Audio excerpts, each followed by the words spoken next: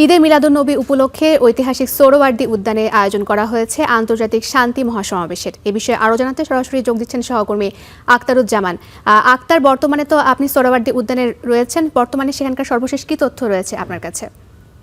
আমি রয়েছি ইঞ্জিনিয়ারিং ইনস্টিটিউটের যে বর্ধিত অংশ এখানে মূলত মাইজ ভান্ডারির আয়োজনে এই যে ঈদে মিলাদুন্নবী উপলক্ষে একটি সেমিনার এবং এই সেমিনার শেষে একটি জশ্নে জুলুস একটি মিছিলের আয়োজন করা হয়েছে। তো এই মুহূর্তে যদি আপনাদের দেখাতে চাই যে সেমিনারের যে আয়োজন সেই আয়োজনে চলছে এবং এই ঈদে মিলাদুন্নবী উপলক্ষে মাইজ ভান্ডারির যারা বিভিন্ন ভক্তরা রয়েছেন তারা মূলত এখানে এসেছেন এবং এই সেমিনার সেই সেমিনারটি অনুষ্ঠিত হবে এবং সেমিনারে এই দরবার শরীফের যারা গুরুত্বপূর্ণ ব্যক্তিরা রয়েছেন তারা ঈদে মিলাদুন্নবীর ওপর এবং মহানবী হযরত মুহাম্মদ সাল্লাল্লাহু আলাইহি ওয়াসাল্লামের ওপর তার জীবনী নিয়ে এখানে আলোচনা হবে এবং আলোচনার শেষে একটি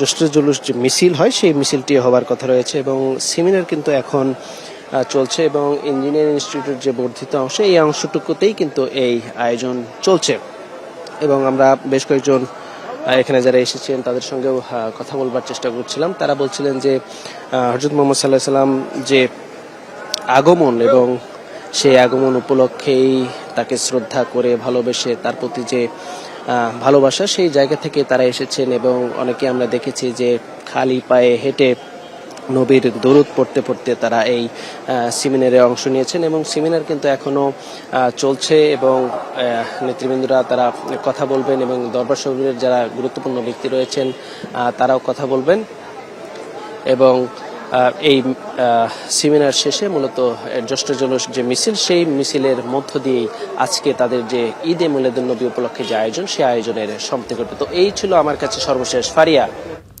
আক্তার, আপনাকে ধন্যবাদ। দর্শক, সোহরাওয়ার্দী উদ্যান থেকে যুক্ত হয়েছিলেন সহকর্মী আক্তারুজ্জামান।